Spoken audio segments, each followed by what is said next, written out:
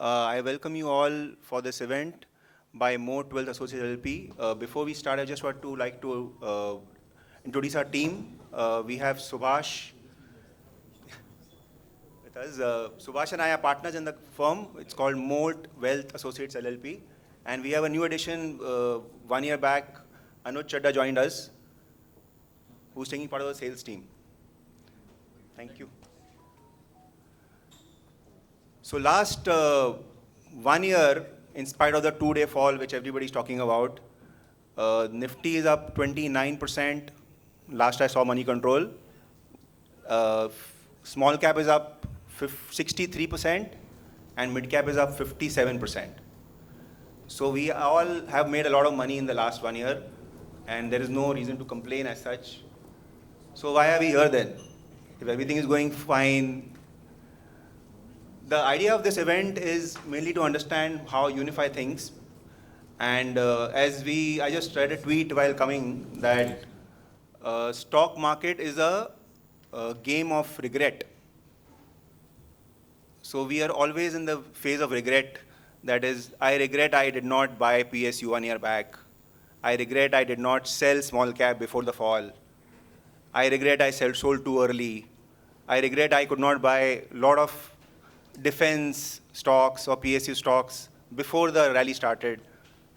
But I don't regret one thing. In 2015, Mr. Maran came to our office and that time I don't know nothing about what is PMS. And when Maran explained us how PMS adds value to the client's portfolio and how a separate stock portfolio in your own demat account can create outsized wealth in the next 5-7 years. And there are some clients in this room who have been with us since 2015 and they've made stupendous wealth, approximately 21% CAGR since 2015-16, which is a phenomenal amount of wealth. And to answer all our questions on how UNIFY looks at the market today and where are the opportunities and how is UNIFY using those opportunities to make money, I call upon Mr. Maran. He needs no introduction. He has been spearheading UNIFY since the foundation in 2001. And Sarath Reddy is the CIO. And during the whole process, I think we have seen UNIFY grow from 2,000 crores AUM to today nearly 22,000 crores, sir. And I remember we started in 2015, where AUM in PMS was 0. Today, our AUM in UNIFY alone is 105 crores. Thanks to all clients here. So without much time, I invite Mr. Maran. So after the session, we can have Q&A. So please note down the questions in your right notepads. Thank you.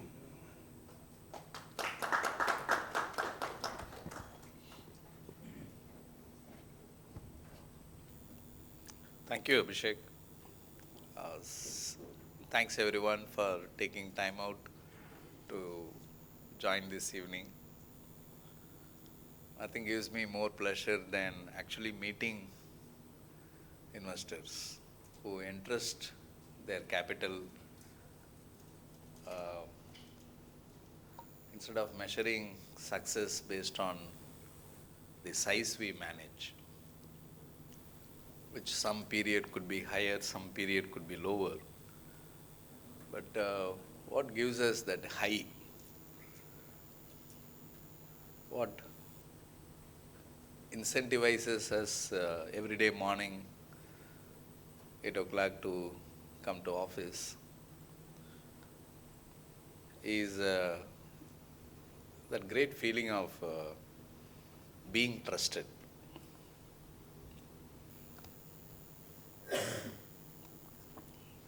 Some of you would have had that feeling at some stage in your life.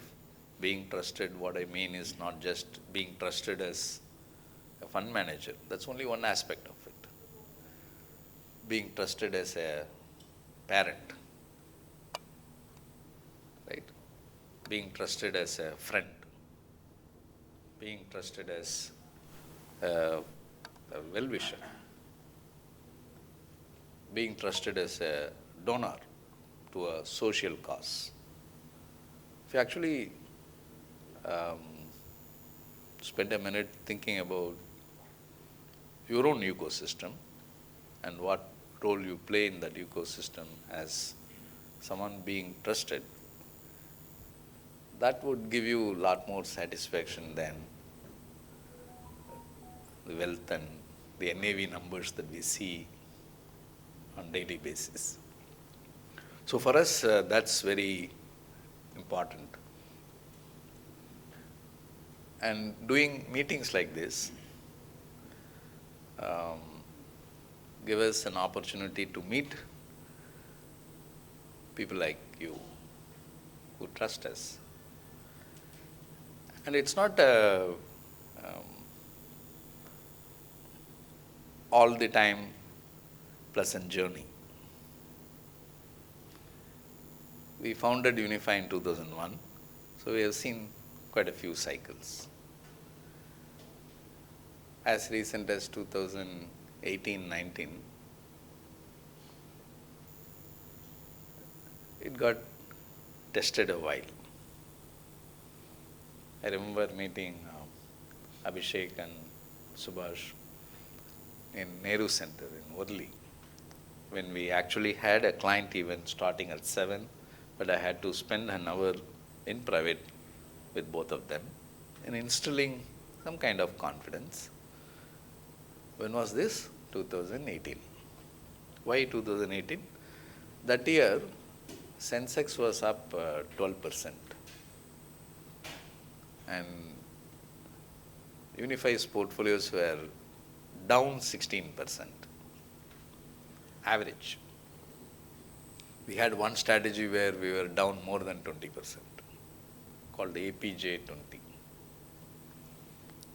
And fast forward 5 years, 2023,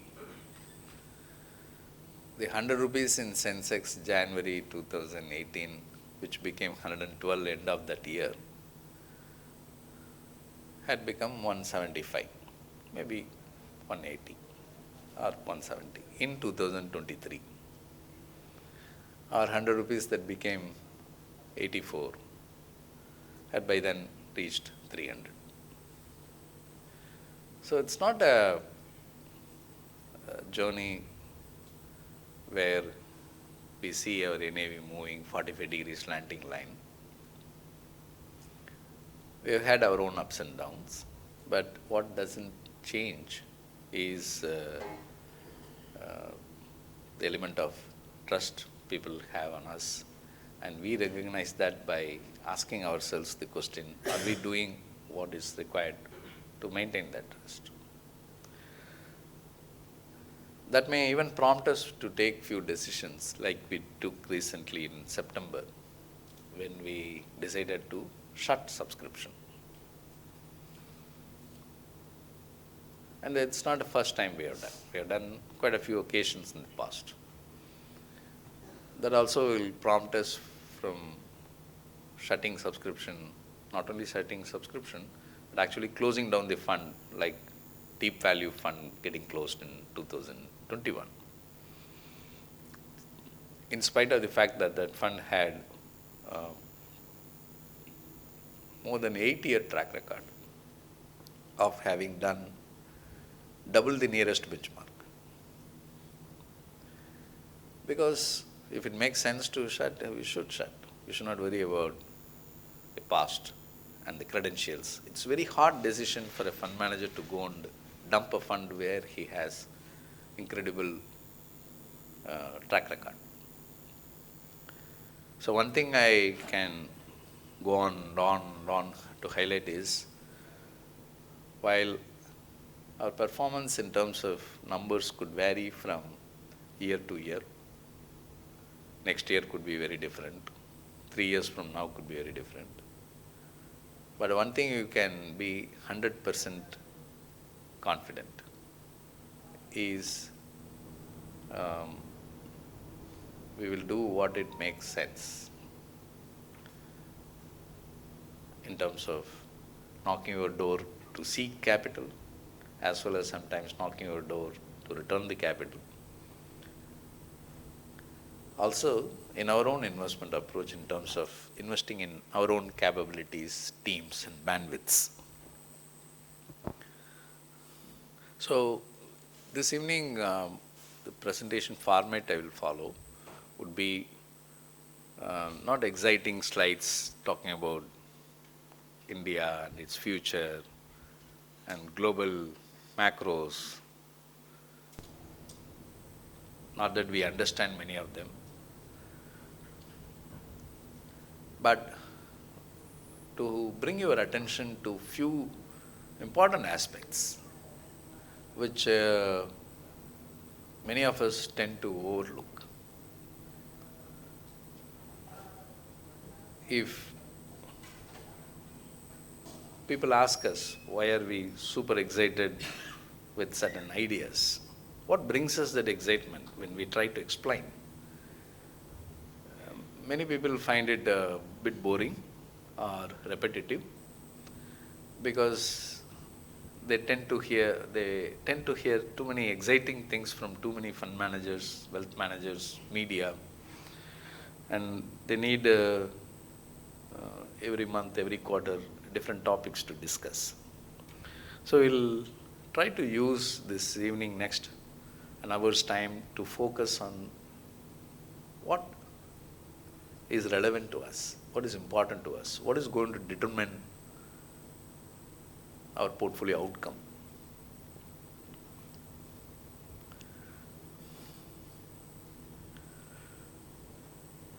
This performance review, by calendar wise, we do it twice a year.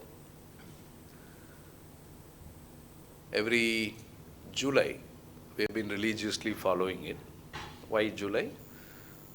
Financial results season, financial year end is March. Companies have time till June to announce their audited numbers, and we have enough time to collate and decipher. July is a good period to do annual portfolio performance review. In between, we do mid-year review, sometimes in January, otherwise in February. This time, with different partners exclusively, we are doing in different time intervals. I did one day before yesterday in Worli. I'll be doing one more tomorrow in Nariman Point. What do we achieve by doing these reviews?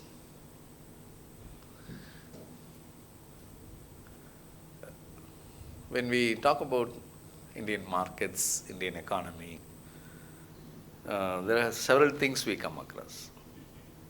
Sometimes we get conflicting signals. And don't worry, it's not that we didn't understand properly. If we are getting conflicting signals, then that's how it is in India. This is a professor, Joanne Robinson. She taught economics in 1960s. Many of her students subsequently became Nobel laureates, including Amartya Sen. And those years she used to be advisor to various country governments. And this statement she mentioned is actually very relevant today. Whatever you say about India, the opposite is also equally true. You can say India is a poor country, and I can argue why India is a rich country also. Someone may say India is super inefficient in certain areas. You may say, we can argue India's efficiency in some other stuff.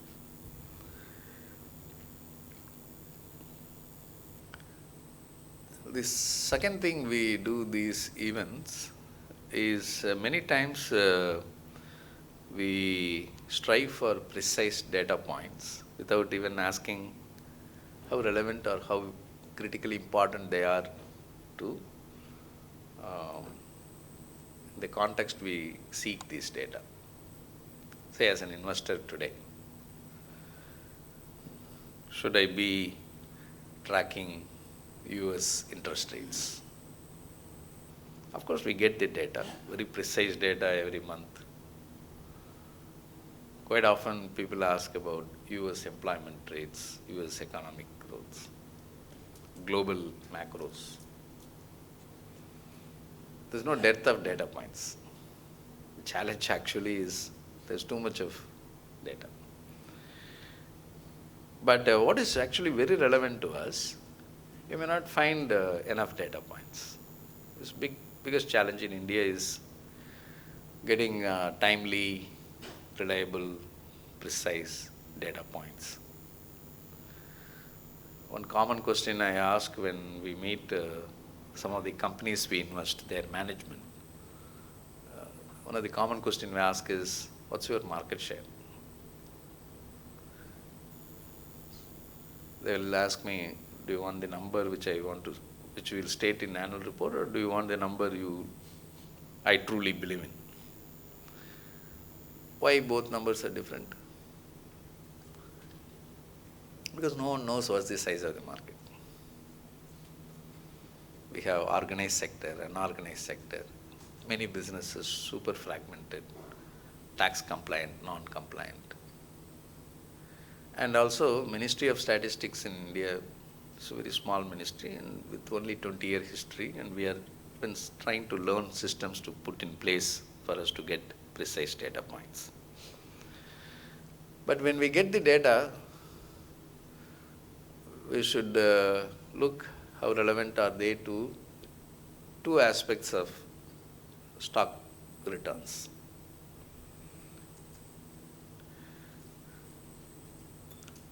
Different data points bring different relevance to different investors.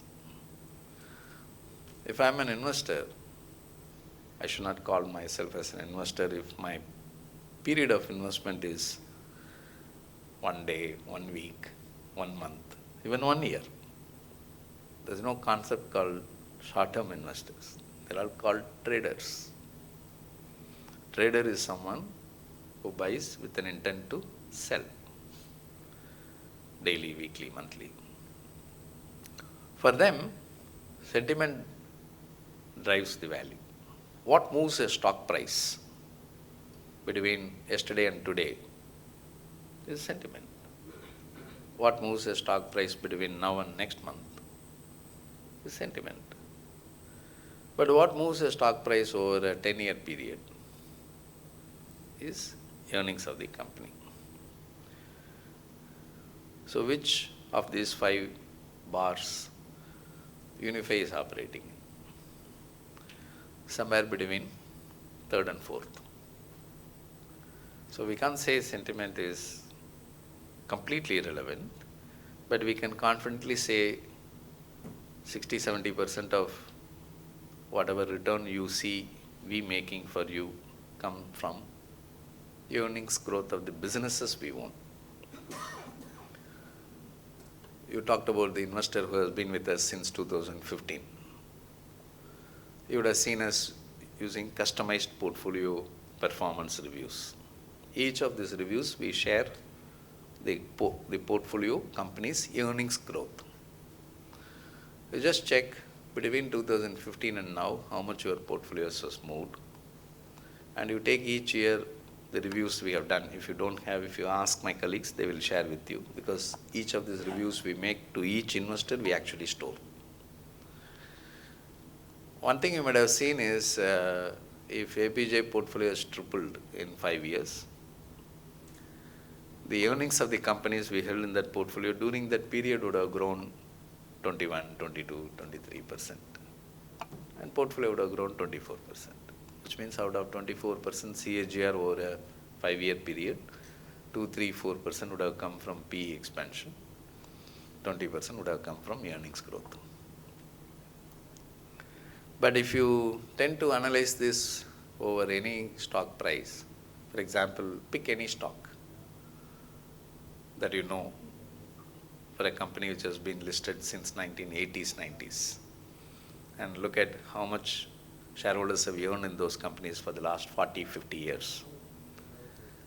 You will be shocked to see the company's earnings growth during this period and shareholder return. Some of the companies to be exactly precise even to the second decimal point in few companies. So if you take, for example, Reliance since 1980, 1986 when Sensex was actually built. Even though Sensex base year is 1979, actually it was built in 1986. Since then till date, if you put shareholder return, may come around 15.7, and the earnings of these companies during this period has been 15.9. But in between, you would have seen Reliance share price growing nothing between 2008 and 15 over a 7-year period, in spite of the fact the earnings during this period would have doubled. Or you would have seen between 2017 and 21, the earnings would have doubled, but stock would have quadrupled.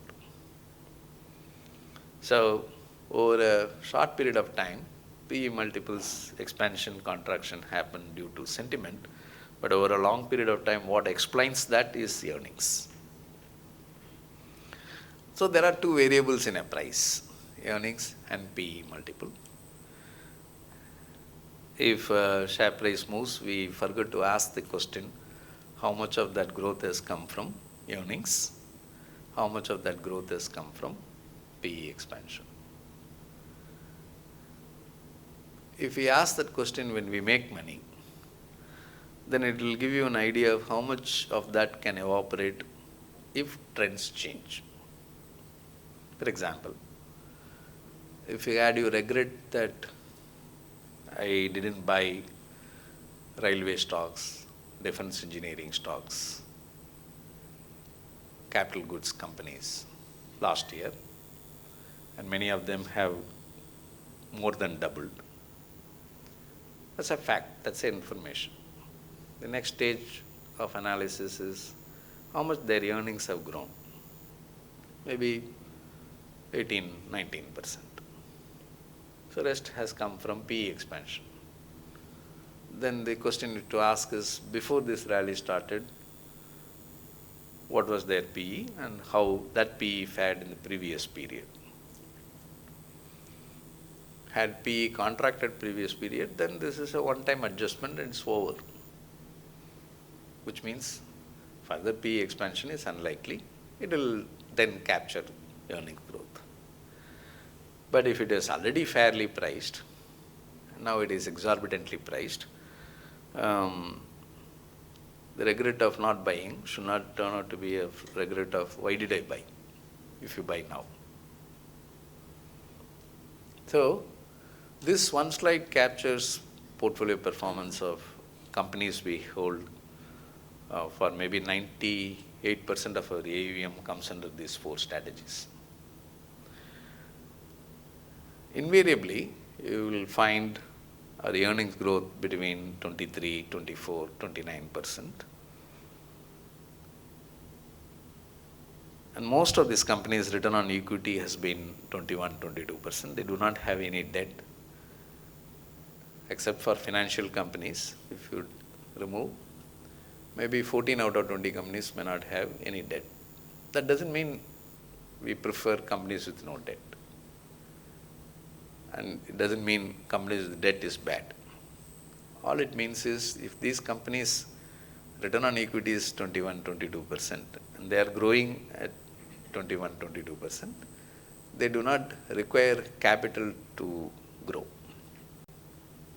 The reason they are not growing more is not lack of capital, but they need something else.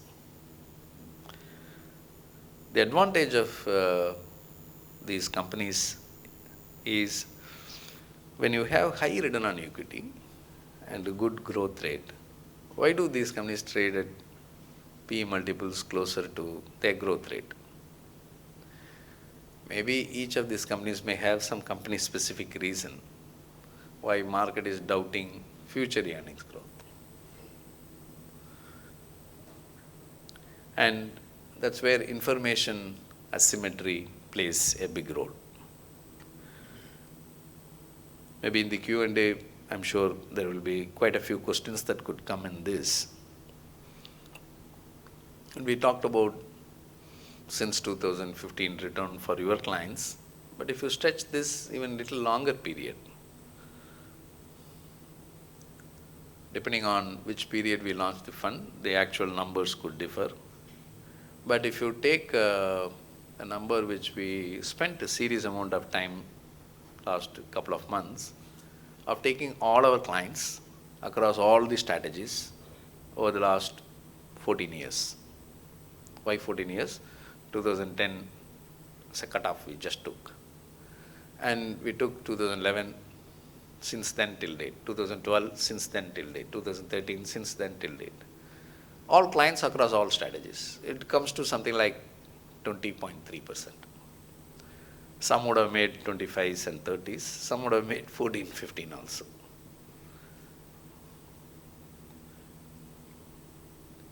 How does this return come from? We talked about at least these 5 strategies. Is any one of them small cap fund, mid cap fund, large cap fund? At least when we seek capital from investors, we don't position any of them as small and mid cap or large cap. Because for a long period of time in the past, we have been investing majorly in small and mid cap, many wealth managers and investors have assumed us as if we are small cap, mid cap specialists. At least we never claimed ourselves as small cap, mid cap specialists. When we say insider shadow fund, the companies that come in that strategy are companies where promoters increase stake. 10 years back, 2014, if you take insider shadow portfolio, our largest holding was Reliance. It was large cap. And we were not large managers at that time. At that time, our entire insider shadow portfolio was 550 crores. So obviously, it's not the size of the fund which made us to buy a large cap. We are agnostic to the market caps of the companies we invest. Is any of them sectoral funds? No. We are agnostic to the sectors we invest also. Then where do returns come from? How do we measure these returns in relation to what? If I position a fund as a small cap fund, mid cap fund, you quickly can compare the performance with the small and mid cap index or another fund which is also small and mid cap. There is some benchmark to measure the performance with. In absence of any clear market capitalization, how do you measure the performance? Which is why we state the target in crystal clear language. As what is the tenure of blend Rangoli? 3 times your capital or 5 years, whichever is earlier. Do we guarantee that return? We don't.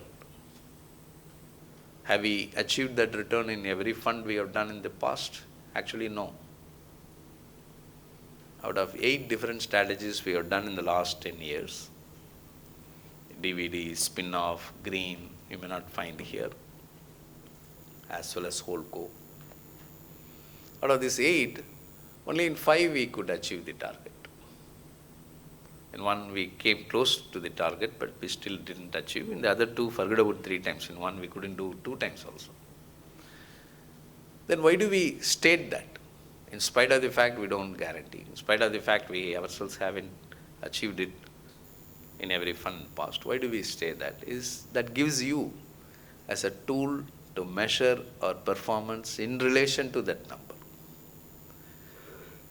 5 years later, when we do meetings like this, when we are not doing well, your question should be, boss, you said you will do 3 times in 5 years.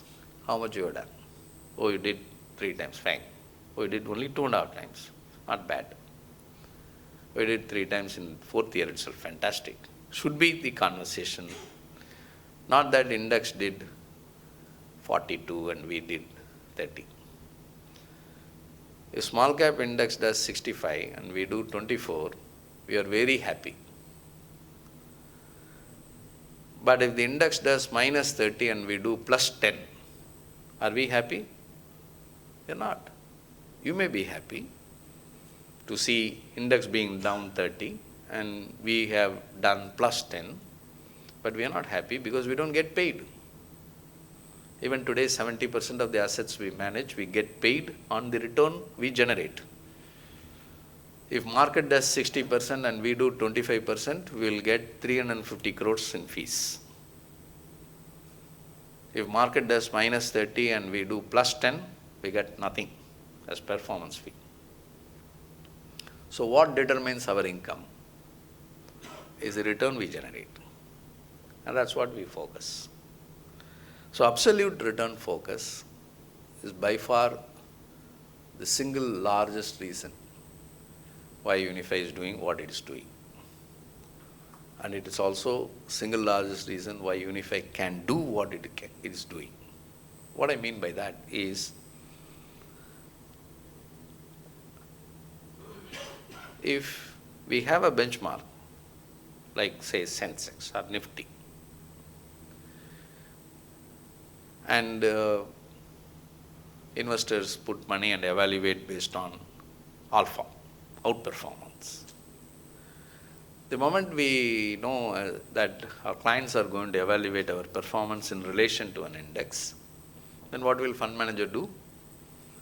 He will build his portfolio with an intent to beat the benchmark. And if the benchmark has 40% in banks, he has to decide whether he has to be overweight or underweight. 5 years back, if you take APJ fund, you would not have seen a single bank. You would not have seen a single IT company. Right?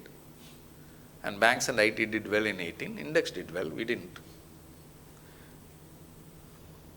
So we should see where the returns come from. And that brings us to the question which actually is very relevant today. The common question we encounter from clients is, small mid caps are expensive, have run up a lot. Large caps are fairly priced. But you are small and mid cap oriented. How are you going to handle?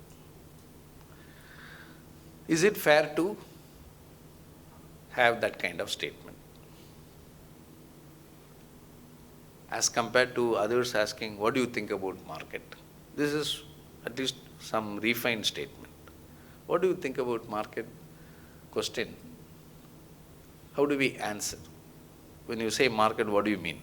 Sensex or Nifty or small mid caps or this sector or that sector?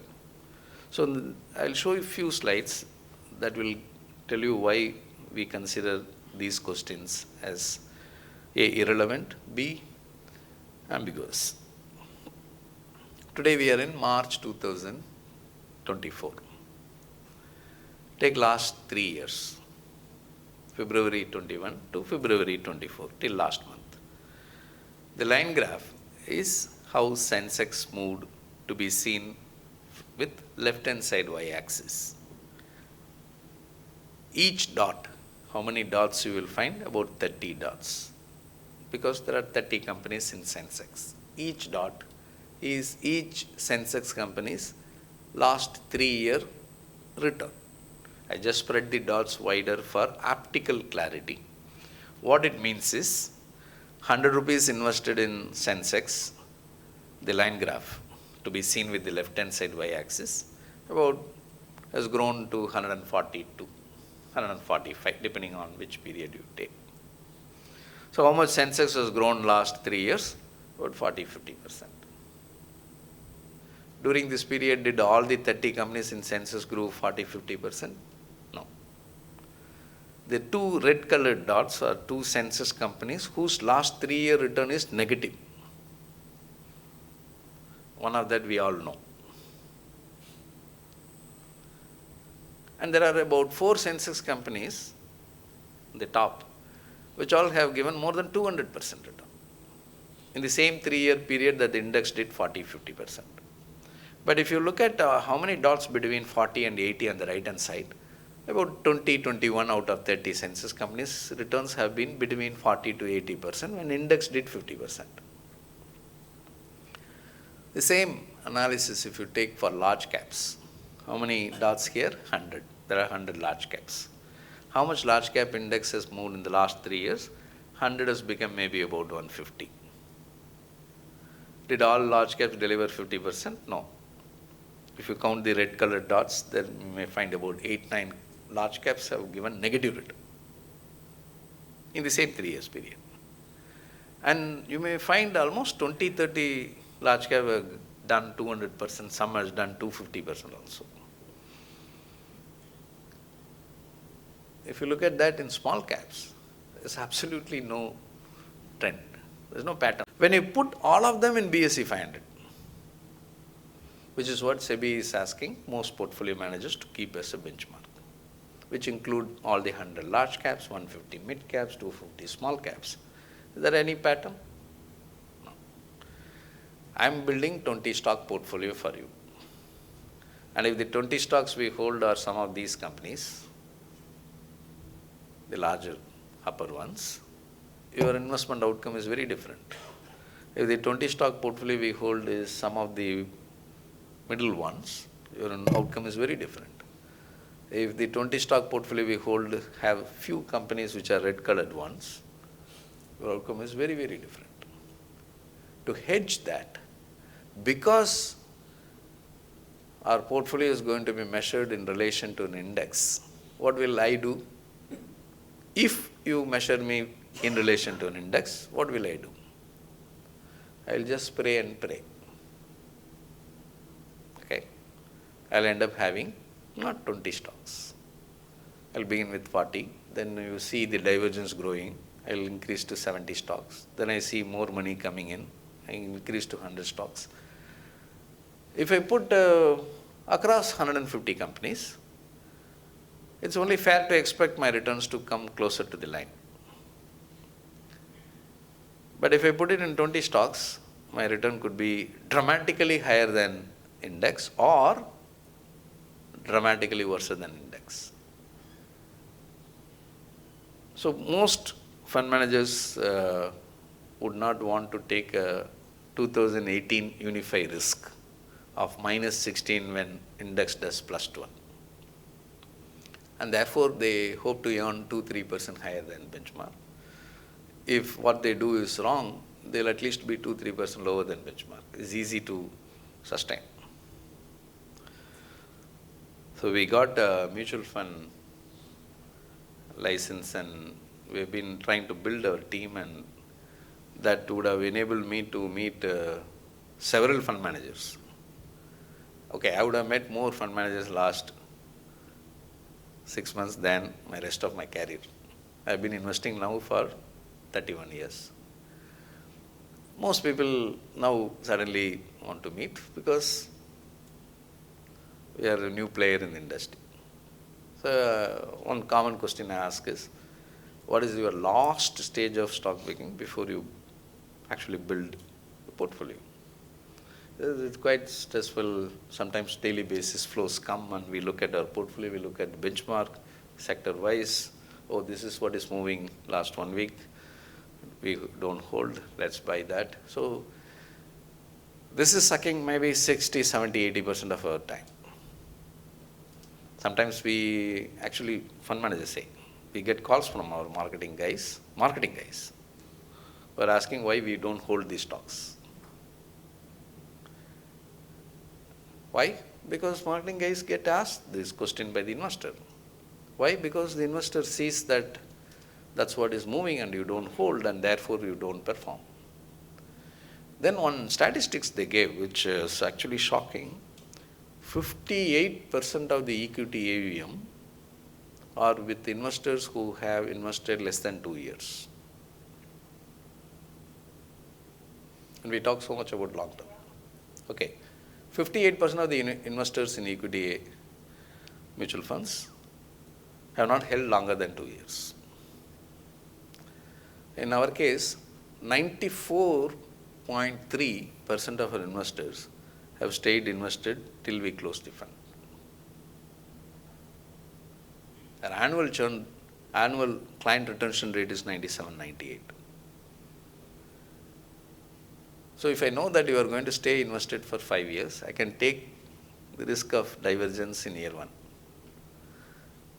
if I know that you are not going to be, half of my investors are not going to be with me 2 years from now, why will I take divergence risk? And that throws a lot of opportunities. That's first observation to make. The second observation, many people ask that we are actually indirectly started calling people saying, get out of insider shadow. And we have been doing this now for a few days, few months, a few weeks actually, since maybe end of Jan.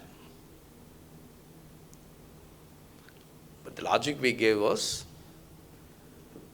we've been selling some, we don't have too many reinvestment opportunities, and there are not too many companies that promoters buy in today's market. Let's get that number clear. The yellow line is BSE 500, which includes large cap, mid cap, small caps. Each bar is the number of companies promoters' stake went up, officially disclosed quarter-wise. What you find in the last quarter is the lowest number in the last 14 years. But since 2010, last quarter is the quarter with the lowest promoter buying activity. We have one more slide which we don't have same kind of precision, but it should be interpreted differently, but I will put conclusion of that slide here. Current quarter is a quarter with the highest promoter dilution in record, not just from 2010. We have data maybe from 2006. Since 2006 till now, current quarter is the quarter with the highest promoter dilution. We don't need statistical evidence. At least that is secondary sale. Where you own 32, you came to 29. You own 30, you came down to 27. It's largest value-wise, but it's minor. So we are not worried promoter dropping 32 to 29. But IPO, you're dropping from 100 to 75 or 80 to 50. How many IPOs this year, this quarter? Record high. Number of IPOs. Value also.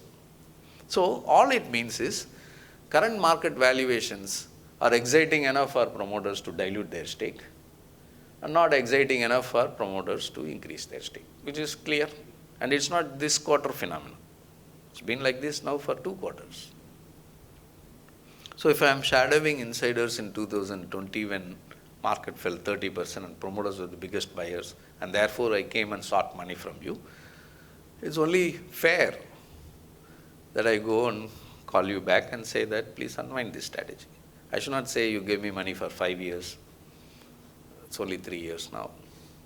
So if I'm shadowing insiders when they buy, I should shadow insiders when they sell. They have not yet sold in the same companies we hold.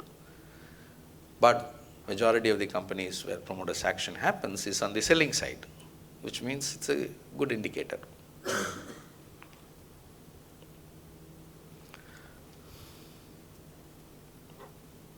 This is something I'm sure you would have seen me using several times in the past.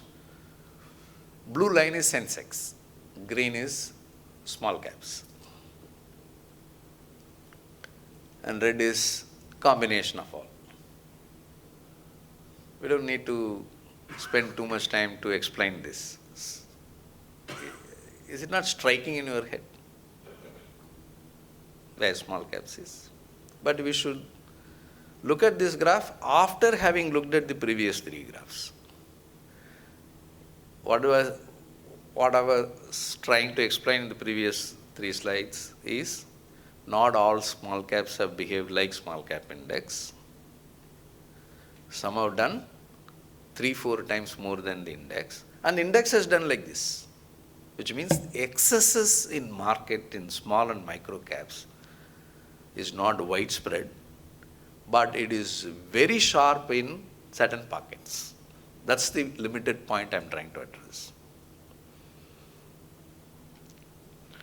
convergence will happen. But it usually doesn't happen on a rise. When was the last time you had seen blue going and touching green? It's usually green coming down to touch blue. That's how it happens.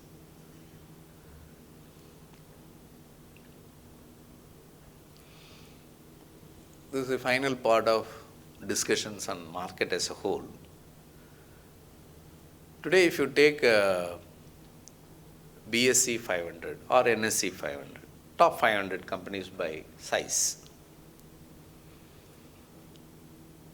that's anyway 90% of India's stock market value is in top 500 companies. So any analysis you make on this 500 is a good representation of the total. If you put these 500 companies in an Excel sheet, just purely on valuation ground, not sector-wise, not market cap-wise, about as of January end, 236 out of top 500 companies trade at a PE multiple of 50 times or higher, or their current PE multiple is more than 100% higher than their own PE multiple 3 years back. I am not comparing with global average, India average, sector average. I am comparing with their own average. Not 1, 2. Half of the markets. In our parlance, if something is expensive 20-30% higher, we call them as expensive. If something is 100% higher, that's when we begin to use the term bubble. And it's not in 1, 2 stocks, it's half of the markets.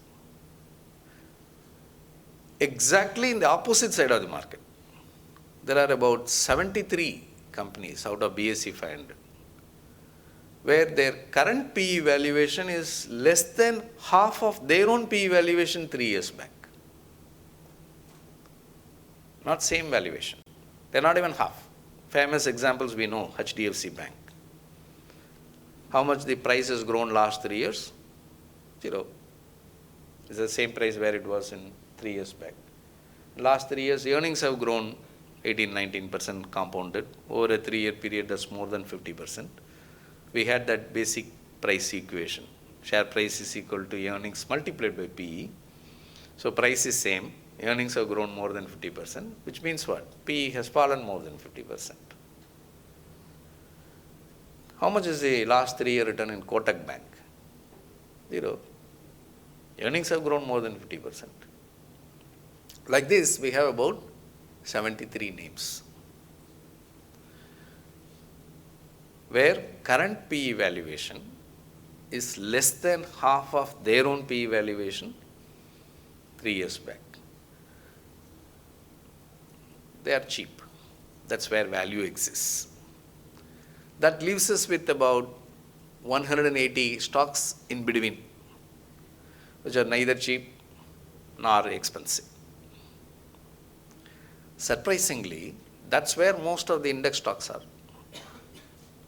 If you look expensiveness in market, people begin with Sensex, go up to Nifty 50, then next 100, and beyond certain extent they don't look, and this extent, market doesn't sound cheap when you look at this universe. Banks are not expensive, IT is not expensive, pharma actually not expensive, and banks, IT, pharma is 60% of India's market cap. And they are not expensive, and therefore they are overgeneralizing. But if you look at this way, what is obvious is if you are holding equities, which is the category 1 part, probably you should get out now. There may be few companies in the first category. There may be few companies which still could deliver good shareholder return in the next 3 years in spite of their high valuations today. But if you choose to invest 1 lakh, 1 lakh, 1 lakh in all these 236 names, you will be lucky if you retain capital 3 years from now. Similarly, In the deep value part, there may be few companies in this 73 stock list which still could disappoint shareholder returns in the next 3 years, in spite of being cheap valuation today. But if you invest 1 lakh in all these 73, next 3-year return you make there will be higher than the 500 average. The third part, fair part, divergence in return is a given. You will make as much as the earnings growth. Different companies' earnings is going to grow differently in the next 3 years, and therefore shareholders' return next 3 years in the third part will be very different. Today, where do we stand? If you look at our portfolio, let's say you have 100 rupees with us in blend or BCAD or any strategy for that matter, about 55% of our money is in middle segment.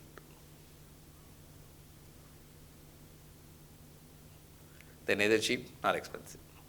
But 40-45% of our money is in deep value segment.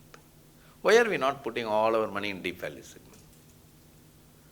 We know for sure they're cheap, and we know for sure next 3 years outcome there is going to be a lot more exciting than the average. But fortunately, we don't have any investments in the first category. No railway stocks, defense engineering, capital goods, manufacturing, core infrastructure. So the next 3 years return divergence in equities is going to be enormous, and that is not going to be based on market capitalization, and that's not going to be based on the sectors they belong to. I think that's going to be based on these 3 categories. And the first category, if you hold direct equity or mutual funds or PMS, which have benefited from the tailwind of that first category, next 3 years could be a bit disappointing. But if you are holding something which already has significant investments in the deep value part, maybe this is not a time to get out. Maybe this is a time to add. If you are holding something which is primarily investing in the fair value part, maybe this is not a time to add, but this is not a time to exit also. Therefore, when people ask views on market, depending on which segment of market we are referring to, the first segment is a sell, second segment is a buy, and third segment is no action. Don't increase, don't decrease, but restructure.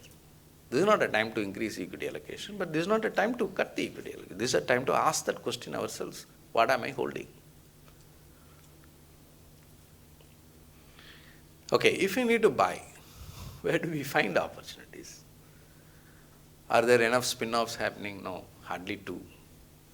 Are there enough deep values available? I just mentioned 15% of the market is deep value. Are there enough companies, promoters increase stake? Not many, hardly few. So we don't have enough opportunities in any of the strategies on which we are able to successfully manage in the past. But we are going to reopen from 1st April subscription. We are super excited in raising money in BCAD. So what brings us that excitement? When we look at the economic structure,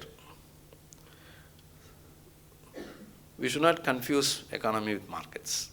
We should not confuse markets with actual portfolio returns. There are divergences that could come. Many times people, you may find fund managers opening their discussion on global economy, Indian economy, and therefore what should happen in markets, as if they are all correlated. If country does well, economy does well, market should do well. Not necessarily. Because what constitutes Indian economy and what constitutes Indian stock markets in terms of businesses are very different. 40% of Sensex is banks. 15% of Sensex is IT. And what is IT as percentage of GDP of India? 7. What is banks as percentage of Indian GDP? 7. But 18% of India's GDP is real estate and construction, which is not even 4% of market cap of India. So between 2008 1st January to 2013 July 15th, over 5.5 years, GDP of India doubled. Sensex and Nifty were at the same levels. When March 2020 COVID happened, April 2020 to March 21, GDP shrunk 8.5%. April 21 to March 22, GDP went up 8%. Effectively, Indian GDP in March 22 was where it was in March 20. But Sensex and Nifty went up 80%. So we have seen in the past 5.5 years period, Indian GDP doubled and market cap remained the same.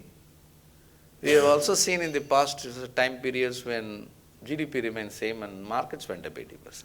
Because what drives economy and what drives market are very different.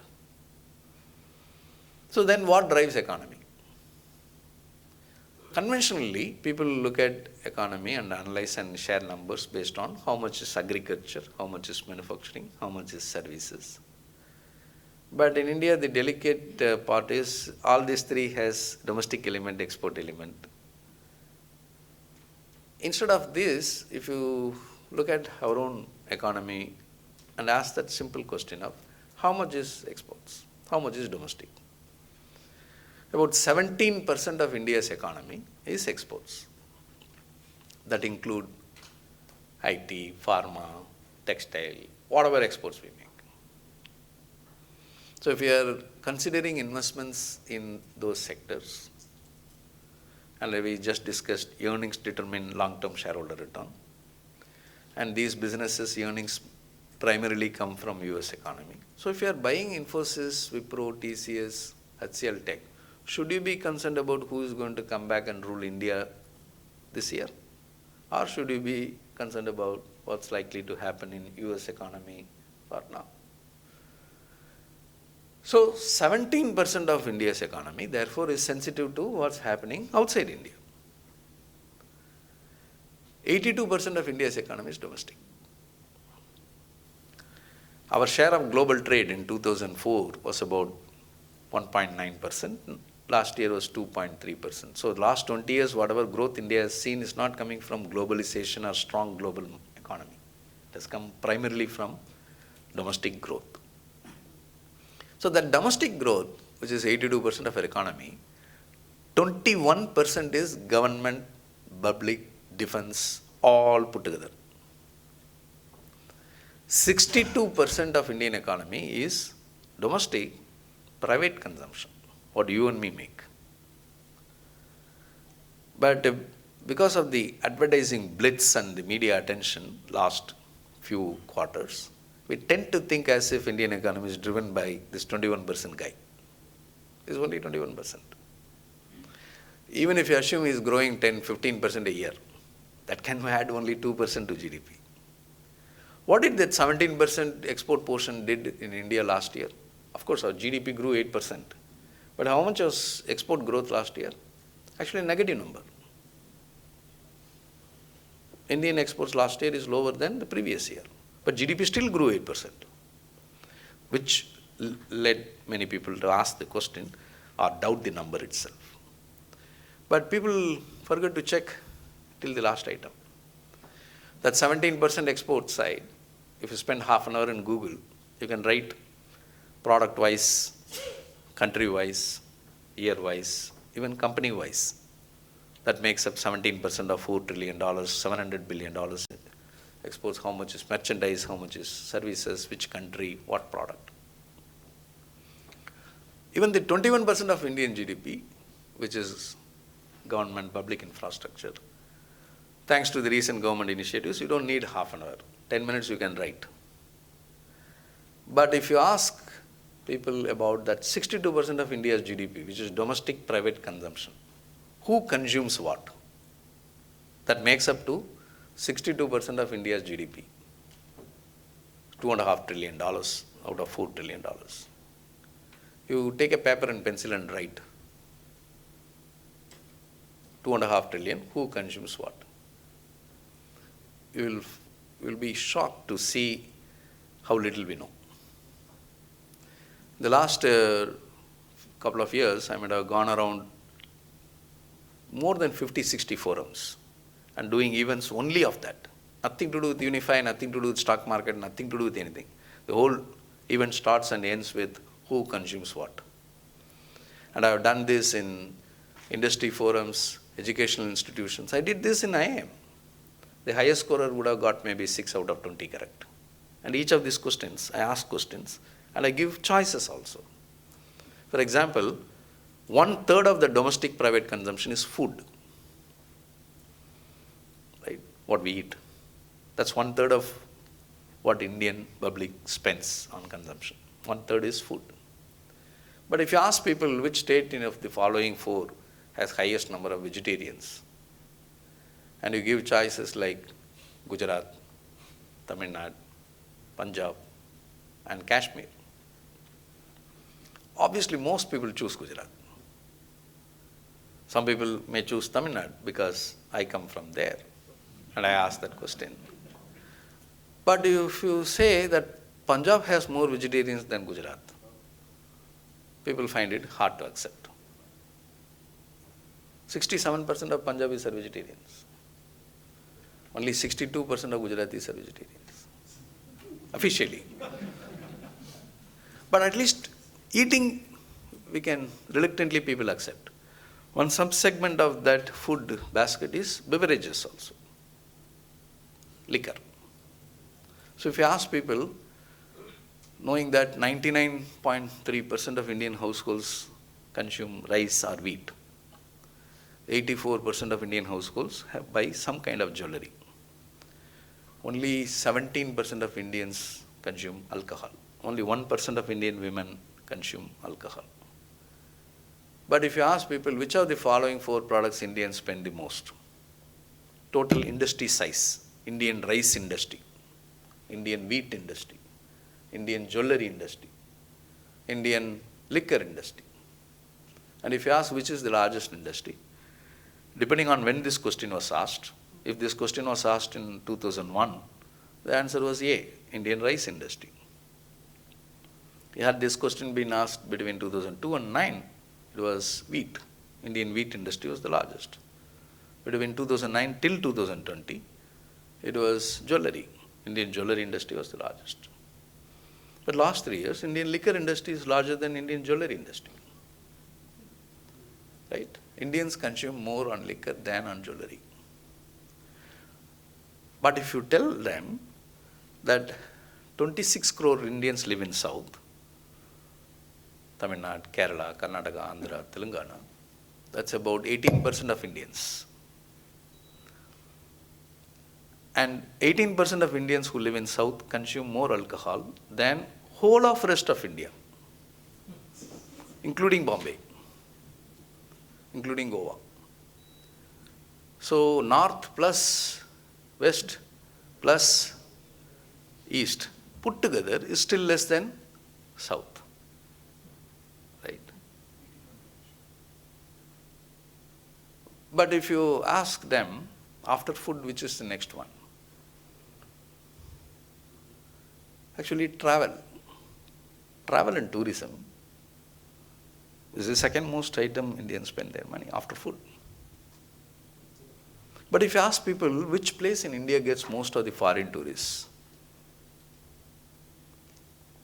the common answer we get is Goa, Rajasthan, Uttar Pradesh, Kashmir, Kerala.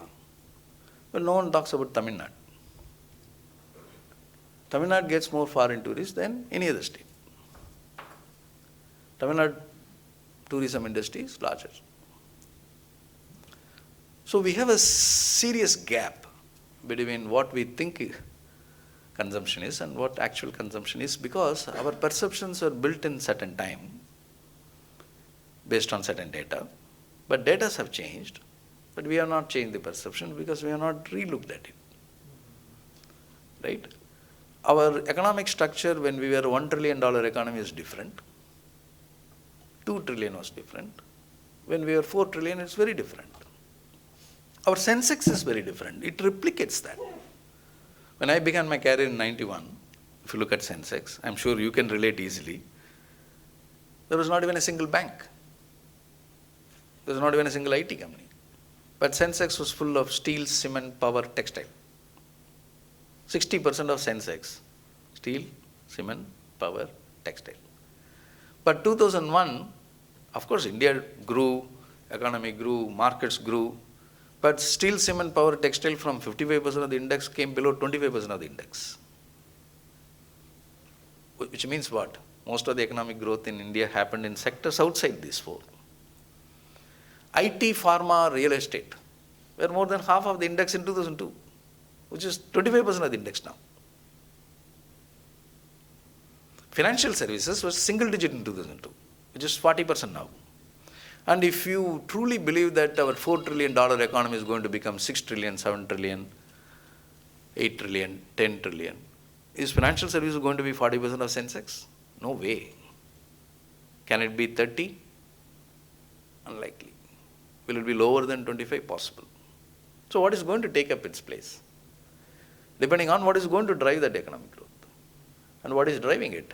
Not exports, not public infrastructure. It is growing, but not the extent at which GDP is growing. So domestic private consumption. So what is being consumed? I asked few questions. Some of you who are interested, if you type in YouTube my name and a series we do called Know Your Country, KYC. You'll get several of these videos. And each of these videos will have different questions of different combination, 20 questions. This is on what part? But who part is very interesting. Who is consuming all this? This $2.5 trillion, who is spending? When I say who, we are about 142 crore population.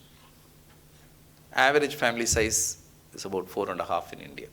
Why I'm jumping to household size definition is income and consumption should be seen at the household level. Recently, our Prime Minister was elated when he said number of people filing taxes crossed 6.5 crores last year, and now it is crossing 7.5 crores, touching 8 crores. But still only 5% of Indians file IT return. 142 crore population, 6.5, 7 crores is 5%. Factually, it's correct. But interpretation we make is wrong. It's not 5% of Indians file IT return. Because the interpretation we make is India's tax collection is low. No. Our central government tax collection as a percentage of GDP is 11%. Tax to GDP ratio is 11%. What is it for US? During Trump years it was 16, 17%. Now with great difficulty coming to 18. Some European countries may be 20 plus. But what is the global average? 17, 18. How much are we? 11. So we are 60, 70% as efficient as Western economies in tax collection. But only 5% of Indians file IT return. Does it mean our tax collection is low? Less people pay tax. Does it mean more people don't pay tax? Is how many of us think. Let's look at who has the income. Okay, let's look at who has the money. Let's take all the money in India, wealth. If you put them in a scale of 1 to 100, where 1 is a farmer in Bihar with absolutely zero wealth and daily income of less than 160 rupees, that's, we use the term called $2. And in this scale of 1 to 100, 100 is Mukesh Ambani, the richest household. The 99 to 100, that 1% of Indian households own 40% of the wealth, which is somewhat similar to some of the developed countries also. But what is unique to India is the 90 to 99 own 23% of the wealth. The 80 to 90 own 21% of the wealth. If you add these three, 84% of the money in India is richest 20%. And it's not a recent phenomenon. It had been like this 5, 10, 15 years back also. So when you say 5% of Indians file IT return, which if you take for last year, which is 6.5 crore people who filed IT returns, less than 60 lakh people had common addresses, like father and son, father and daughter, husband and wife. Which means what? 5.95 crore households had one person filing IT return. So we should not say 5% of Indians file IT return. We should say 20% of Indian households had at least one person filing IT return. If you ask people, how many Indians have passports? 6%. How many Indians have credit card? 5%. How many Indians have Demat account? 5%. How many Indians have unique client codes in equities? 6%. How many Indians have unique folios with mutual funds? 5%. Why any economically sensitive number is keep coming to 5 and 6? It's not 5 and 6, it's 20% of Indian households. Right? So the richest 20% has 84% of the money, and they have members in the family having credit card, passports, Demat accounts, and pay taxes. So tax collection, tax compliance is not terrible. Let's say if all Indians who have genuine income of more than 5 lakhs file IT return, number of IT returns filers could grow another 15-20%. That's it. Now, if that rich is keep becoming richer and richer, which means incremental annual household income also grows only there, will that result in higher consumption? That may result in more savings and more wealth. But if poor becomes more income, will be more consumption. But poor continues to remain poor. That's the perception we have got. So, we've been working on this for a while, and I will probably spend more time in getting one point clear, which I'm sure you would have seen us in our BCAD presentation. The blue line is the richest 20. The yellow is the second richest 20. In a scale of 1 to 100, these are all people which are between 60 to 80. In terms of income, they're all 25,000 rupees monthly income to below 1 lakh rupees monthly income, averaging between 40 to 55,000 rupees monthly income.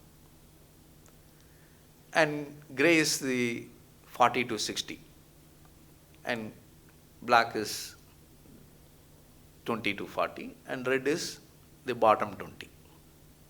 If you see from 2006 onwards, blue has been getting 60% of the income, which is with savings have become 84% of the wealth. 80% of India is hardly growing 3-4% per annum, and consumption is growing in line with that number. But don't you see the yellow line since 2017-18 breaking out?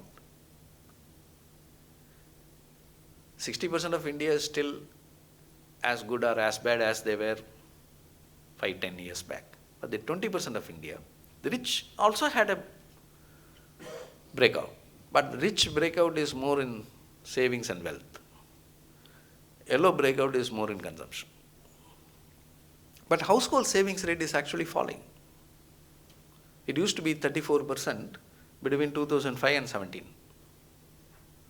So when you say household rate, what I mean? Household savings rate as a percentage of household income was 34% between 2005 and 2017. Then it declined to 31, 29, 28. This year is below 25. Does it mean Indian households save less? No. More income is going to those households which do not save. Household savings as percentage of household income has declined, but household savings in absolute terms has grown, means total income is growing in those households which doesn't have saving, which is yellow. And the yellow household income is rising not because salaries are rising. Actually, because women participation in workforce is the highest in yellow. And that's dramatic. We don't notice it. Because women participation workforce comes, which means they are enabling themselves with education also. There is something called gross enrollment rate. How many of the people who finished plus 2 get into college? Proudly I can say Tamil Nadu is the only state in India where the gross enrollment rate is more than 50%. More than 50% of the people who finish plus 2 get into college, which is actually global average, Western countries average also. And that is leading to unemployment number. So when you hear unemployment rate is rising, most of us tend to think as if most people are getting unemployed. That's a very amateur way of describing it. When you ask people, how do you define unemployment rate? For example, take US. US announces their unemployment rate is 3.2%. It has been around 3.5% the last 4 years. What is US employment rate? Which means, if US says 3% is my unemployment rate, does it mean 97% of Americans are unemployed? No. There's something called employment rate, which is 71% in US, which means all US adults aged between 15 and 65, 71% of them are employed, 3.5% of them are not employed and looking for employment, and the rest are people who are neither employed nor looking for employment. They are not counted in this, they are not counted in this. So last year we had about 59 lakh graduates came out of colleges. More than half of them are women. And let's say all these women decide not to go for employment. Will the unemployment rate decline or go up? Unemployment rate will decline, because unemployment rate is equal to number of people who are not employed and looking for employment. They are not looking for employment, so they won't be considered in the equation at all. Is it a good news? It's not good news. So if unemployment rate is rising in India last 5 years, is employment rate falling in India? Actually no, employment rate is also rising. How can it be? Which means more people are employed today than the number of people who were employed 5 years back. But lot more people are looking for employment today than the number of people who are looking for employment 5 years back, because denominator is growing, which is number of people who are coming to employment age is growing. And within that, number of people looking for employment is growing even more. And which gender it is coming from? Women. So why it's very important? Probably I would have spent more time with investors explaining that than anything to do with markets, because it's so critically important. Is everyone looks at per capita, which is a useless number in Indian context. When people say $2,500 per capita inflection point, this is what the point many other countries globally crossed. For us, 10% of Indians are above $10,000. Another 10% of India between $4,000 to $10,000. 60% of India is below $700. Not even 10-20% of Indians are closer to the average. So India crossing $2,500 has no characteristics of a $2,500 per capita country. You will find $10,000 plus, and you will find $700 also. So per capita number is a useless number, unemployment is a useless number. All the global parameters have different meaning in Indian context, which explains why many of the foreigners find it difficult to identify investment opportunities. And people like us have an edge. What edge we have? Two edge. One, if women participation in workforce is driving the yellow growth, which is obvious, what will that have on consumption? Are women big spenders? Actually, that's not the interpretation. The interpretation is, if my household income grows from 50,000 rupees a month to 1 lakh rupees a month, if Anurag's household income also grows from 50,000 rupees to 1 lakh a month, both our households have 4 people each, and per capita number is same growth, and therefore people project same consumption pattern. But in his case, it has grown because his salary income has grown. In my case, it has grown because my wife started working. Both our household are 4 people each. Income levels have gone up from 50,000 to 1 lakh. In one household, it has grown because the salary and his income doubled. In another household, it went up because women started working, 2 people working. Which household will have higher consumption share of the income? Fine. There are 2 people working. She has her own reason to go out to go to office. She has her own social circle, evenings, weekends. So between two households of 4 people each, income level rising from 50,000 to 1 lakh a month, the household where 2 people work will have higher share of consumption than the household which has 1 person working. Of these two, which household will have more confidence to borrow? Fine. Right? How many of us noticed that last year, cumulative household borrowing became larger than cumulative business borrowing? I'll repeat that number. Since 1947 till 2022, in India, households are the biggest savers. Businesses are the borrowers, be it listed companies, unlisted, SMEs, and banks are the intermediaries. But last year, households became borrowers of a size bigger than all businesses put together, which is why RBI became nervous, because for them it's an uncharted territory. They have never been a central banker in a country where households became borrowers. They have always been used to, like many countries in the globe, they always got used to rising population. Suddenly they don't know how to handle shrinking population, because many tenets of economics cannot be used in shrinking population. So household borrowing has gone up because of women participation workforce. But that is not across the board. It's again in yellow line, second line. Where is it growing? What kind of impact it has had? What type of business? For example, in the same 2018 to 2022, what is the growth rate in soap sales? That's also a consumption item. It has grown 4% per annum. What is the growth rate in toothpaste sales? 1.5% per annum. What is the growth rate in detergent sales? Somewhere between 2 and 4. But what is the growth rate in washing machine sales? This year, we just crossed 70 lakh washing machines. How many air conditioners we sold last year? About 1 crore and 10 lakhs. What is the growth rate at which these are? They are all growing 3-4 times of these numbers. And US and China are not far away. We are about 70-80% of them. Why I am particular about washing machine is, when your income grows from 5 lakhs to 10 lakhs, you may buy 5 air conditioners also. But 99% of the households which have washing machines will have 1 washing machine. That's a good indicator of how many households are coming from who can't afford, can afford.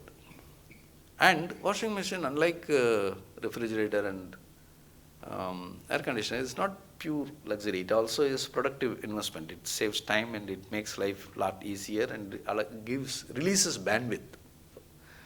And that number is growing at a humongous rate, again because of yellow. Right? So the crowd you see in airports, people don't realize Delhi airport is busier than Singapore. It's busier than JFK. It's actually busier than Heathrow. Is it because Indians are flying more? Actually, no. It's because more Indians are flying. It may look similar sounding statements, but it has completely different meaning. The crowd you see in restaurants, is it because Indians are eating out more? No, more Indians eating out. Right? Air conditioner sales are rising, not because Indians are buying more ACs. More Indians are buying ACs. Mutual fund SIPs are growing, not because Indians are investing more in mutual funds. More Indians are investing in mutual funds. But where is the more coming from? More is coming from this yellow line. The more is not yet coming from red or black or grey. Which is why products which appeal to them have not had any great high growth rates. Look at all the high growth products, you will find one common conclusion.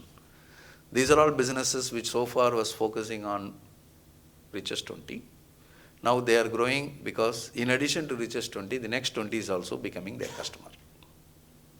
Which is why we want to build our hypothesis saying that if India had only 3.7 crore population living 4 people each in a household, as that can be called as super rich. I'm just talking about 30 lakhs annual income. And we take between say 1.5 crores to 2 crores as wealth number. But how much that number has grown already? It has grown 5.6. This is individuals, not households. So if you count 37 plus 349 plus 735 plus 209, you will get about 130 crore. That's the population of India. If you count in 2020 number, it will come around 140 crore. If you count 2030, it will be about 165 crore. But the family size in the rich is only 3.4. In the poor, in the bottom, it's about 6.5. Even today. The bottom 20% of India, average family size, 6.5. The richest 20%, richest 10% of India, the average family size is 3.7. And it has a perfect one-to-one correlation with family income, women literacy rate, and child per women. So it is reasonably explainable with 25-year precision, because that's not going to change in between. So what are we looking at? This number we are not prepared mentally. The 5.6 crore people becoming 16.9 crore people living in households that can be called as rich and wealthy. And we are not looking at, so far we are looking at 34 crore becoming 43 crore in what we call as credit access public. But 43 crore becoming 71 crore is a huge, huge jump. That doesn't mean all credit firms will grow. Credit will grow. But it's a heterogeneous business. It's becoming slowly heterogeneous. That's the biggest challenge in India, which is again unique. For example, if you take IT, it's a more homogeneous business in India. If you are Infosys, I am Wipro, he is HCL Tech, someone is TCS, we are all large, we compete with each other, we serve clients in certain geographies. And unlikely you will grow, I degrow. When Infosys announced bad results, entire IT declines because that's a reflection of the industry. Aviation is not like that.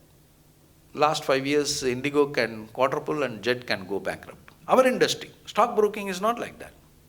People don't realize Zerodha has grown 25 times and Motilal Oswal share price today is same as where it was in 2017. Both are capital markets.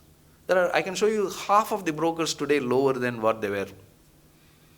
Because brokerage industry has become heterogeneous. The growth is very, very different for different people. Some will be 100, some will be minus 50. That's heterogeneous business. While driving, I was telling Anurag that there are two sectors which were homogeneous and becoming heterogeneous.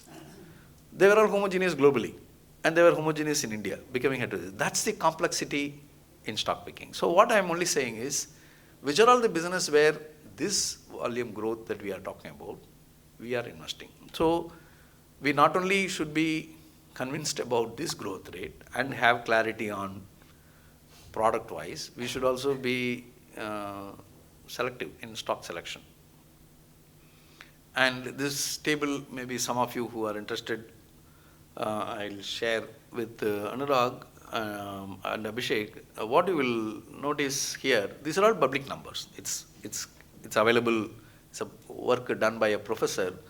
And what you will find is when the richest 20 may have 45% of the income, but the next 20 may have less than half their income, but 2/3 of their consumption. Right? The richest 20 has under expenditure 36%, but the next 20 has 23%. The bottom 20, they may have 10% share of consumption, but that consumption is entirely rice, wheat, pulses, cereals, cooking oil. So while our consumption is rising, food as percentage of consumption is falling. That doesn't mean we are eating less. All it means is the income growth beyond certain extent won't have proportionate impact on food. And the right hand side is probably the single most graph I have taken longer time to explain to people. The red line is India. It's a simple number. It's a number of how many people are alive in India and how many of them are in working age. Right? The working age population's percentage of total population, we are the only country where in the major economies is rising and it will keep rising for another maybe 11 years. And thereafter, we are not going to fall because we didn't tinker artificially with our demography in 1970s, 80s, thankfully. So it's going to stay for a longer period. And if you look at most major economies, this line peak and their economic peak, you will find a lot of correlation.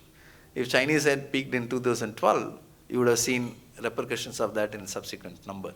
So therefore, it's fair to assume many of our picks are not going to be sensitive to which government is going to come back in this election or what policies they are going to follow in the next year and what kind of companies' earning growth is going to determine the eventual. What is therefore going to drive our investment outcome is the strong tailwind of domestic consumption in certain businesses and our 23 years experience in evaluating the business managements. Thank you.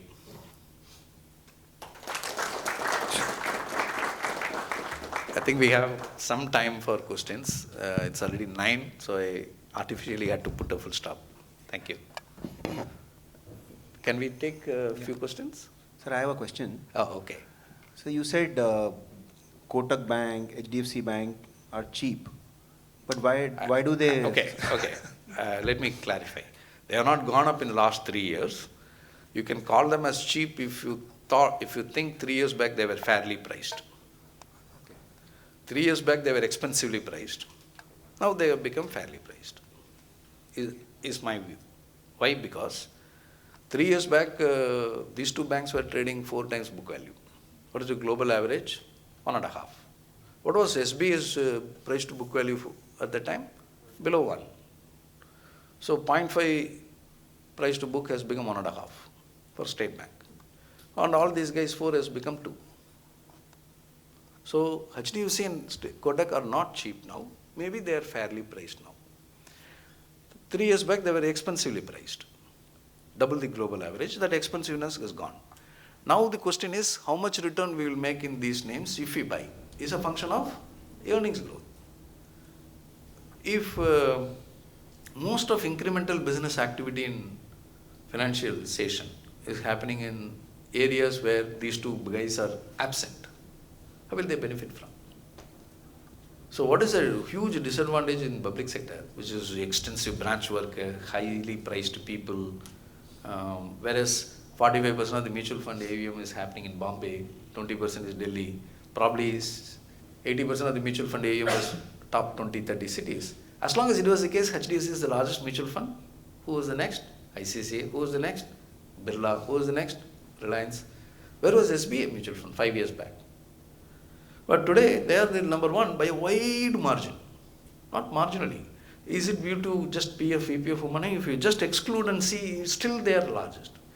Because they have a branch network and financialization of savings, which we are talking about, is happening a lot more acutely in tier 3, 4 places where SBI had a presence and HDFC, ICICI didn't have. So if you think India is going to grow in the next 3 to 5 years more prominently in few metros, then we can say it should go back to 4 times book value because they are leaders in most of the metros. Which is why they are addressing that trouble by opening a lot more branches. The pace at which HDFC has opened branches in the last 1-2 years is very different than what it was in the previous 5, 10, 15, 20 years. And many people thought opening branches is something negative. Now they're saying, they're clapping that they're finally opening more branches. But where are they opening branches? Not in Bombay, not in Delhi. They're opening where it matters, which is tier 2, 3, 4. And that's where the biggest growth is. And that's where PSUs. So when people talk about deposit raising become a challenge, why? More income is going to households which has consumption. And those households with the income and saving, they are not necessarily in Bombay and Delhi. Right? There, the branch presence, public sector banks have faced no difficulty in fundraising. Private banks have, because as long as fundraising was limited to metros, they never found it difficult. But I think if your question is does it make sense to consider any of them? The answer is, I don't think they are cheap, but they are not expensive truly. They are maybe somewhere closer to fair price range. But your return in the next 3 years in those names will be more a function of the execution skill set of that bank changing itself to address to larger market than few markets more deeply. Yeah. when you open your fund on the 1st of April, in which strategies will you be accepting money? Both blend and the BCAD. But BCAD is where the idea flow and the quality of idea flow is interesting. But having said that, it's a single theme. I explained all of that is narrow framed on domestic consumption, certain types of people. And if you had seen, while we have done well in 5 out of 8 themes, in the other 3 it tested our nerve for a while. So when you do single theme investing, you should be conscious of how much you invest, which is where your role is very important in guiding people when they make choices. If they have 100 and they are putting 20, probably BCAD makes sense. If they are 100 and they are putting another 100, should not be in BCAD. Maybe blend is more diversified, less volatile, and therefore makes more sense. BCAD makes sense for portion of portfolio. But if the investor already has several mutual funds, various other PMS, and he is putting only 10-15% of his overall money, why do you want that 10-15 to be overly diversified?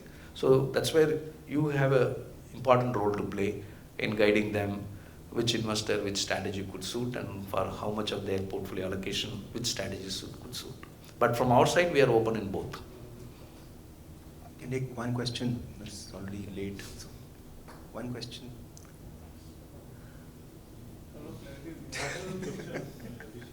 Yes, sir.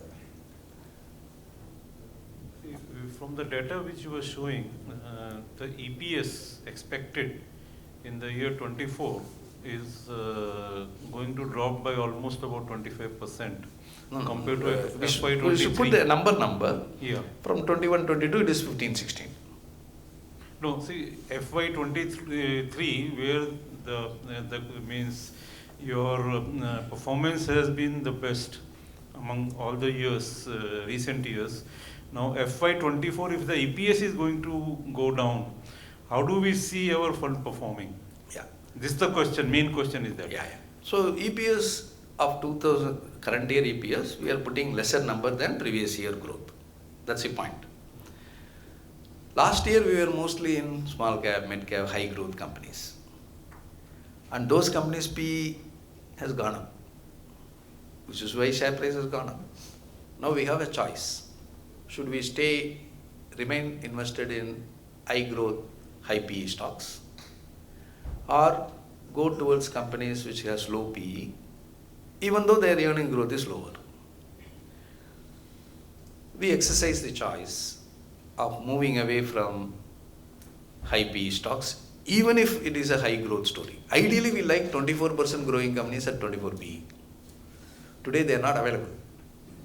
Either 24% growing companies are trading at 40, 50, 60 PE, which we don't want to be. We want to be in 15, 20 PE companies, but 15, 20 PE companies don't even have 15% earning growth. We exercise the choice of going there. Why? Because 30-40% of our portfolios are large liquid names. Why? If you have high conviction and you have that 15% of the market which is very cheap, we are hunting for opportunities there. One risk which is always exists but we don't notice happened yesterday. When markets fall, say 10-20%, small mid caps will fall more. That everyone understands. But what they do not understand is, when small mid caps fall 20-30%, volumes will fall 80-90%, sometimes 100%. The number of stocks which hit downward circuit yesterday was a record high after COVID. Market is still near all-time high. What it means? In small mid caps, when prices fall, you can't just get up. If you consider whole Indian stock market as 100, 70 is in large cap, 15, 18 is mid cap, 10, 11, 12 is small cap. But it is the 70 where you find FIIs, you find mutual funds, you find PF, EPFO. 100% of EPFO money goes there, 85% of FI money goes there. So if there are two asset classes, right?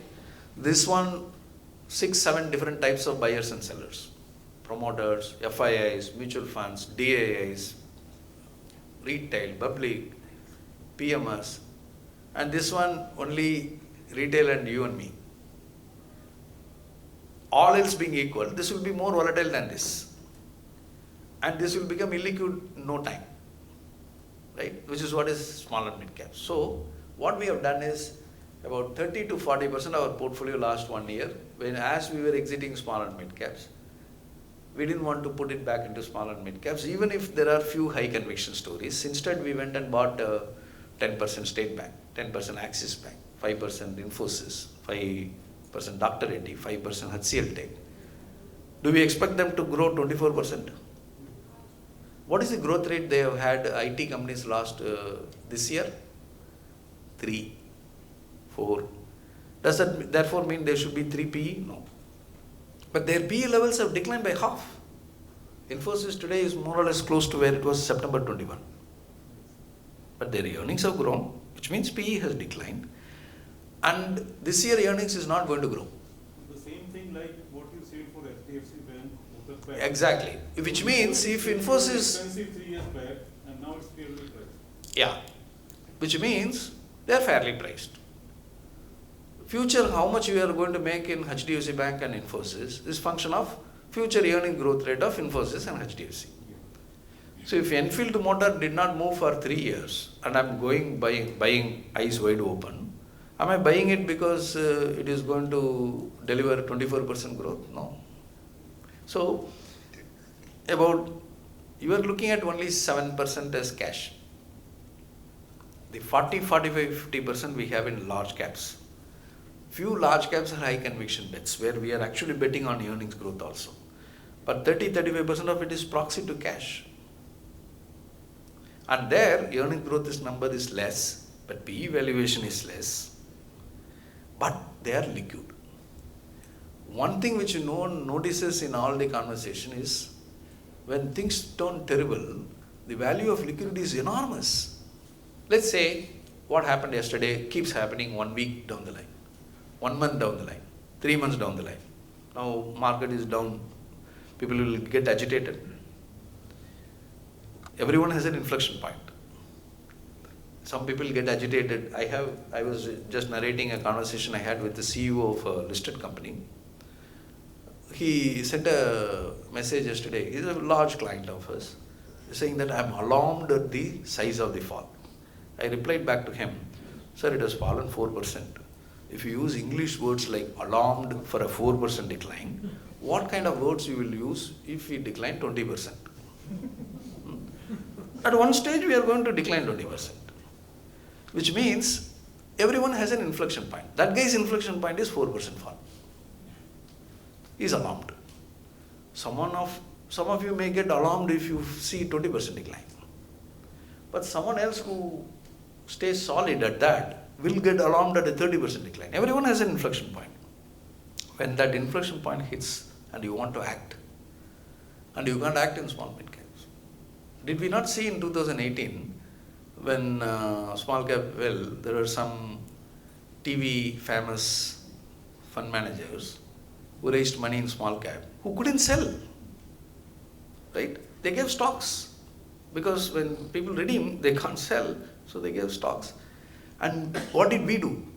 In 2018, we went up to 95% of our portfolio in small and mid caps. We did the contrarian stuff.